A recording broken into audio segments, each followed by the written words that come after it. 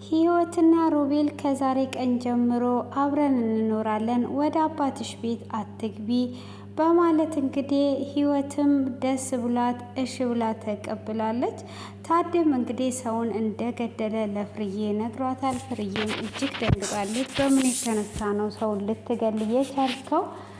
እንዴትስ ነው ገለክስ ዝም ብለህ የምትቀመጠው? በማለት እንግዲህ እጅግ ደንግጣለች። በባለፈው ክፍል ላይ የምታስታውሱ ከሆነ እንግዲህ ደመኛው ህይወትን ሊገላት ራይል እየተከታተለችው ነበረ፣ ማርታ ማለት ነው። ማርታ እየተከታተለችው ባለበት ድንገት እንግዲህ ደመኛቸው ማርታን ያያታል። ማርታንም ሲያያት ማርታን እንቅ አድርጎ ይዟት ነበረ። እንግዲህ ታዴም ከኋላ ስለነበረ ታዴ ደግሞ ደመኛውን ይገለዋል ማለት ነው። ደመኛውን እንግዲህ እየገደለው ሳለ ህይወት አይተው ነበረ። ህይወትም ሰላየችው። ማርታ ደግሞ ህይወትን እገላታለሁ ብላ እንቅ አድርጓ ይዟት ነበረ። ያንንም በማድረጓ እንግዲህ ሮቤል እጅግ ይናደድና እንዴት ነው ህይወትን የምትነካው በማለት እንግዲህ ሊደበድባት እስከ ቤት ድረስ ይሄዳል ማለት ነው። እንግዲህ ይሄንንም ፍርዬ ትሰማለች። ፍርዬም እንግዲህ ምንድን ነው አንተ ጭራሹኑ በቤቴ ውስጥ መተህ ልትደበድብ ነው ወይ የመጣው በማለት ስታፋጥጠው፣ ህይወትም እንግዲህ ማርታ አንቋ ልትገለኝ ነበረ፣ እሱ ባያስጥለኝ ኖሮ ዛሬ ሞቼ ነበረ ብላ ስትላትም ታውቂያለሽ እንዴት እንደሚጠሉኝ ስትል እንግዲህ እሱም የሚጠሏት የታዴ ልጅ ስለሆነች ነው ሲል ነበረ ክፍሉ እየተጠናቀቀው። ይሄንንም ሊል ያሰበውን ነበረ እየተናገረው ማለት ነው። ብዬ ሁሉንም ነገር ልነግራት ነበረ፣ እኔ ታዝንልሻለች ብዬ ነበር እየጠበቅኩ፣ ግን ፍርዬን እንደጠበቅኳት አይደለም፣ ጭራሹኑ እነሱ ላይ ተደረበች። ስለዚህ ነው ልነግራቸው አስቤ ነበረ ብሎ ይላታል። መንገር የለብህም፣ እኔ የምፈልገው ከራሱ እንዲመጣ ነው እንጂ ከኔ እንዲመጣ አይደለም የምፈልገው፣ እኔ አሁኑንም መናገር እችላለሁ ብላ ስትለው፣ አንቺ መናገር ትችያለሽ፣ ግን ያው ህይወቱ ኑሮ እንዳይበጠበጥ ፈልገሽ ነው ብሎ ሲላት፣ አይደለም ለዛ ብቻ ሳይሆን እናቴን እዛ ያሰቃዩብኛል፣ እናቴን አጥቼ መኖር አልችልም። ስለዚህ እኔ አባቴ ብዬ አባቴና ብዬ በምናገር ሰዓት እሱ ደግሞ ሊሟገተኝ ይችላል። ያንን ደግሞ የሚሟገተውን እናቴ ከሰማች ራሷን መቆጣጠርም አስችልም። በዛ ላይ ደግሞ ሊያጠቋት ይችላሉ። ለዛ ብዬ ነው ከዚህ ራሱ ልጄ ናት ብሎ እንዲያስተዋውቀኝ ነው የምፈልገው ብላ ትለዋለች ለሮቤል። ሮቤልም እንግዲህ እኔ እንደዚህ አልመጣልኝም ነበረ እና ትክክል ነሽ ብሎ ይላታል። እሷም እንግዲህ እዚሁ ቤት ነው የምኖረው አጠገቡ ጋር ብላ ስትል፣ በፍጹም እዚህ መኖር የለብሽም ብሎ ይላታል። ብዙ ሀሳቦች በጭንቅላቴ ውስጥ አሉ፣ ያንን ሀሳብ ወስኜ ወደ አንዱ እስካደርግ ድረስ እዚህ ቤት ነው መኖር ያለብኝ ብላ ስትለው፣ እዚህ ቤት ኖረሽ ምን አገኘሽ? ልጄ ብሎ አልተቀበለሽም፣ ለዚህ እዚህ መኖር የለብሽም ብሎ ሲላት፣ እኔ እኖራለሁ ብላ ትለዋለች። እሱም ነይ ሻይ ቡና እንበል ሲላት፣ ደስ ይለኛል እሺ ብላ ሻይ ቡና ይላሉ ማለት ነው። ከዛን እንግዲህ ታዴም ፍርዬ ወደ ውስጥ ገብታ ምን ሆናችኋል? ምን እየተካሄደ ነው ያለው ብላ ስትል፣ አንድ ነገር ነግርሻለሁ፣ ፖሊስ እዚህ ግቢ መምጣት የለበትም ብሎ ይላታል። ለምንድን ነው ፖሊስ የማይመጣው? ቤታችን ሲደፈር እንዴት ነው ፖሊስ መጥቶ የማያየው ብላ ስትለው፣ ፖሊስ እዚህ ቤት መምጣት የለበትም፣ እኔ ሊገለኝ የመጣ ሰው ነበረ፣ ያንን ሰው ገድየዋለሁ ብሎ ይላታል። ፍርዬም እጅግ ትደነግጣለች። እንዴት ነው አንተ ሊገልህ ወደ አንተስ የመጣው ብሎ ስትለው፣ በሰው በመመሳሰል ነው በማለት ይላታል።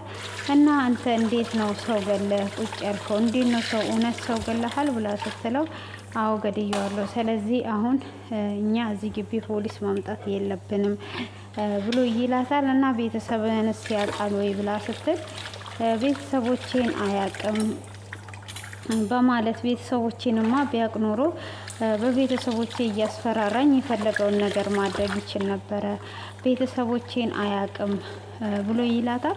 ማርታ በዛ ትነሳና ህይወት እኔ እህቱ እንደሆንኩ ነግሯለች። ህይወት ብቻ ናት የምታውቀው የአይን ምስክር ህይወት ብቻ ናት። ስለዚህ ህይወት ለአንድ ሰው ተናገረች ማለት ሁሉንም ነገር ማድረግ ትችላለች በማለት እንግዲህ ትናገራለች። ታዴም ማርታን ራስሽን እየተጠነቀቅሽ አውሪ፣ የምታወሪውን ታውቂያለሽ ይላታል። አዎ ካደ እሷ አይደለች ወይ የነገረችው እኮ እሷ ባትነግረው ኖሮ አይመጣም ነበረ። ስለዚህ እኔ እህት መሆኔን ነገረች፣ ቤተሰብ መሆንንም ልትነግር ትችላለች ብሎ ሲል አሁን እያንዳንዳችን ራሳችንን እንጠብቃለን። ስለዚህ ፖሊስ እዚህ መምጣት የለበትም ብሎ ሲል እንግዲህ ማርታ ደግሞ ፍርዬ ደግሞ እንዴት ህይወት ከናተ የናተ እንደመኛ ልታውቃለች፣ በምንስ ነው የተገናኛችሁት ብላ ስትል እሷ እንግዲህ ገጠር ስለሆነች ያው ዝም ብላ ይሄ ደመኛ ነው ብላ ልኳብኝ ሊሆን ይችላል እንጂ እንትን አይደለም በማለት እንግዲህ ለመሸፋፈንም ይሞክራል። ማርታም በቃ እኔ ወደ ቤቴ መሄድ አለብኝ ስትል በፍጹም የጀመርነውን ነገር አንድ ላይ ነው የምንጨርሰው፣ ወዴትም አትሄጂም እያላት ነው። እንግዲህ ሮቤልና ህይወት ደግሞ አንድ ላይ ወጥተው ሻይ ቡና እያሉ ነበረ። ከናንም ሻይ ቡና እያሉ ሳለ እንግዲህ ከዚህም በኋላ እዛ አትኑሪ ብሎ ይላታል። እኔ እድሜ ልኬን ከአንቺ ጋር ነው መኖር የምፈልገው ይላል። እንግዲህ ከስንት ሰው ጋር ነው ግን እድሜ ልኮ የሚኖረው ሮቤል? እና እድሜ ልኬን ከአንቺ ጋር ነው መኖር የምፈልገው ብሎ ይላታል። ይሄ ህልም ነው እንጂ እውን አይሆንም በማለት ስትለው ካደ ለምን እውን አናደርገውም ብሎ ይላታል። እንዴ ሌላ ፍቅረኛ እያለት እንዴት ነው ሆኖ ነው የምንኖረው ትለዋለች። እሷም እንደዛ በምትል ሰዓት እኔ ማንም ፍቅረኛ የለኝም ብሎ ይላታል። እንዴ ራሄል እኮ እህቴ ናት ብላ ትለዋለች። እሷም እንደዛ በምትለው ሰዓት ካዳ ራሄል እህትሽ ብትሆን እኔ ራሄልን እኮ እንደማላፈቅራት ደጋግሜ ነግሬያታለሁ። እሷም ደግሞ እንደዚህ እያጠመደችኝ ያለችው እኔ ከነገርኳት በኋላ ነው። ስለዚህ እኔ ማንንም አላፈቅርም ከአንቺ ውጪ ብሎ ይላታል። እሷም እንግዲህ እሺ እኔ ካዳ እስከ መቼ ነው አልጋ ቤት የምቀመጠው ብላ ትላለች። እንግዲህ አባትየው ቤት ለእኔ ብለሽ አባትሽ ቤት አትመለሽ፣ አባትሽ ቤት ከተመለሽ ሌላ እድል ነው ለራሄል የምትሰጫት። ስለዚህ አባትሽ ቤት መመለስ የለብሽም እያላት ነው ማለት ነው። እሷ ደግሞ ያው አባቷ ቤት መመለስ የፈለገችው ደመኛው እሱ አባቷ አይደለ ሊያስገድላት ያሰበው፣ ለደመኛው አሳልፎ ሊሰጣት ያሰበው። ስለዚህ እዛ ቤት ውስጥ ጠቁሞ ስለማይመጡ ምንም ነገር እንዳትሆን ራሷን ለመከላከል ነበረ። ሆኖም ሮቤል ግን እዛ መግባት የለብሽም፣ እዛ ከገባሽ ለራሄል ድጋሜ እድል ነው የምትሰጫት፣ ለእኔ ስትይ እዛው ተቀመጪ ይላታል። እሷም እስከ መቼ እዚህ አልጋ ቤት እቀመጣለሁ ብላ ስትል እንግዲህ እንደዛ ከሆነ እኔ ቤት እከራይልሻለሁ ብሎ ይላታል። አንቺም ሰርተሽ እኔም ሰርቼ ተያይዘን እናድጋለን በማለት ሲላት እንዴ አንድ ላይ ልንኖር ነው እንዴ ብላ ስትላት አዎ ይላታል። እሷም እንግዲህ በመጀመሪያ እምቢ ብትለውም ልታስብበት ይመስላል፣ አቅማማ ምናምን ማለት ነው። እና ያው የእሱንም በቀስ በቀስ ያው ታዴም እንደሚያምን እናደርገዋለን። ስለዚህ እኔ በአንቺ ከመጡብኝ አልደራደርም ብሏል። ያው እሷም ብቻዬን በሆን ኖሮ አስበው ብላለች። እንግዲህ እሷም መጀመሪያ እዛ ጋር ብቻዋን ብትሆን ኖሮ ይሄን እያጠቋት ነበረ ማለት ነው። እሱም ምንድን ነው የምትፈልጊ ብሎ ሲጠይቃት እያንዳንዳቸው ዋጋቸውን እንዲያገኙ ፈልጋለሁ ብላለች። በተለይ ደግሞ ማርታ ላይ ትኩረት አድርጋለች። ማርታ እንግዲህ ብዙ ጊዜ ልትገላት ሙከራ ስላደረገች ማለት ነው። እና ጠፍተውብን ነበረ እንግዲህ በቆይታ ጋር መተውልን በጣም ደስ የሚል ነበረ። እንግዲህ እኔ እንደውም ችግር ይፈጠራል ብዬ ነበረ። እንግዲህ ፍርዬ ከሰማች የታዴ ልጅ መሆኗን ህይወት ከሰማች ብዙ ችግሮች ይፈጠራሉ ብዬ አስቤ ነበረ። ሆኖም ግን እሷ ያው ስላልሰማች እንግዲህ አሁን እዚህ ጋር እንግዲህ ታዴ ደግሞ ገዳይ መሆኑን ሰምታለች። እሱም እንግዲህ በምን ምክንያት እኔ ከዚህም በፊት ሰው ገለሃል እንዴ ብትለው እንዴ እድሜ ልኬን ካንቺ ጋር እየኖርኩኝ እንዴት ይሄ ሁሉ ጊዜ ልደብቅሽ እችላለሁ አላላትም። እንግዲህ እሱ ስንት ምስጢር ደብቋታል። አሁን ይሄንን ፍርዬ በምሰማ ሰዓት ሁሉንም በምትደርስበት ሰዓት አስቡት የሚፈጠረውን ነገር ማለት ነው። እዚህ ጋር ልጅ አለው። ከልጅ ቀጥሎ ደግሞ እንግዲህ እዛ ሰው ገሏል። ሙሉ ቤተሰብ ነው እየገደለው። ይሄ ሁሉ ፍርዬ የምታውቀው ነገር የለም። አሁን እንግዲህ ደመኛውን ስለተበቀለ ነው ማለት ነው። ሆኖም እንግዲህ አሁን ደግሞ እንግዲህ ምን ላይ እንደደረሰ ማወቅ ስለፈለገ ሰዎቹ ጋር ደውዬ ጠይቃቸዋለሁ። አንቺ ፍርዬን ይልኝ ብሎ እህትየዋን። ከዛም በኋላ እንግዲህ ስልክ ይደውላል። ልጅቷን አገኛት ወይ እንዴት ሆኖ ብሎ ይጠይቃል። እኔ እንጃ እስካሁን ምንም አልደወለልንም። አንተ ሂድና እዛ ቦታ ላይ መገናኘታቸውንና አለመገናኘታቸውን አንተ የቀጠርክበት ቦታ ላይ ፈልገ አድራሻውን አሳውቀን ብሎ ይለዋል። ታዲም እንግዲህ ይደነግጣል ማለት ነው።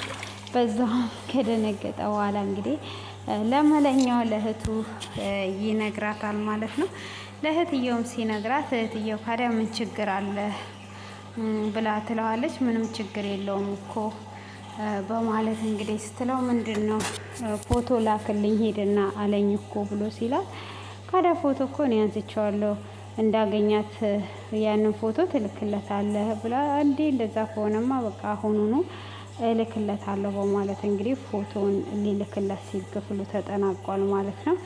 እንግዲህ ዳጊ የሚሞት አይመስለኝም። እኔ ያው እሱ ሮጦ መጣ እንጂ ማለት ነው። እንግዲህ ህይወትንም ደግሞ ሮቤል ሊገልሽ ያለውን ሰውዬ አልለቀውም በቀለዋለሁ ሲል እሷ በፍጹም ተው ብለዋለች። እንግዲህ ነገሮች እየተሳሰሩም ቢሆኑ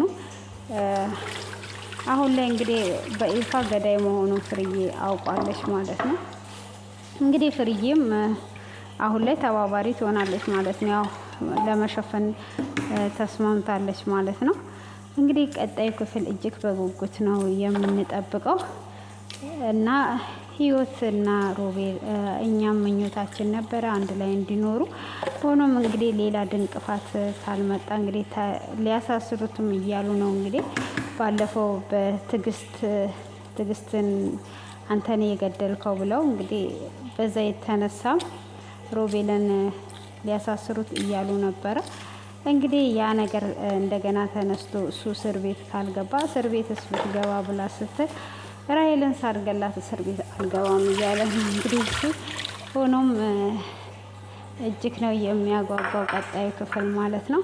እንግዲህ ይህንን ይመስላል የዛሬው። እናንተም ደግሞ አስተያየታችሁን ኮሜንት ላይ አስቀምጡላችኋለሁ። ውድ የተከበራችሁና የተወደዳችሁ ቤተሰቦቼ ለዛሬ ያዘጋጀውላችሁ ይህንን ይመስላል። እኔም አስተያየቴን አስቀምጫለሁ። እንግዲህ ፍርዬ ባወቀች ሰዓት ምን እንደሚፈጠር ነው እኔ ማወቅ የፈለኩት ማለት ነው። ትልልቅ ውሸቶችን እኮ ነው የዋሻት፣ በጣም ትልልቅ ውሸቶች፣ 2 ውሸት ነው የዋሻት ማለት ነው። እንግዲህ የገዛ ልጁን ደብቆ፣ ሰው መግደሉን ደብቆ፣ ሙሉ ቤተሰብ ደብቆ፣ ሚስት እንዳለችው ደብቆ እንዴት እንደምትሆን እንግዲህ ያው ሁላችንም በጉጉት እንጠብቃለን ማለት ነው። እና ውድ ቤተሰቦቼ ለዚህ ቤት አዲስ የሆናችሁ ሰብስክራይብ እያደረጋችሁ አበረታቱኝ እላችኋለሁ። ደግሞ 1000 ልታስገቡኝ ደርሳችኋል። እንድታበረታቱኝ በአክብሮት እጠይቃችኋለሁ። ሼር አድርጉልኝ እላችኋለሁ። አስተያየታችሁን ደግሞ ኮሜንት ላይ አስቀምጡ። ስለነበረን ቆይታ ከልብ አመሰግናለሁ። ቀናችሁ ያማረና የተዋበ ይሁንላችሁ። መልካም ቀን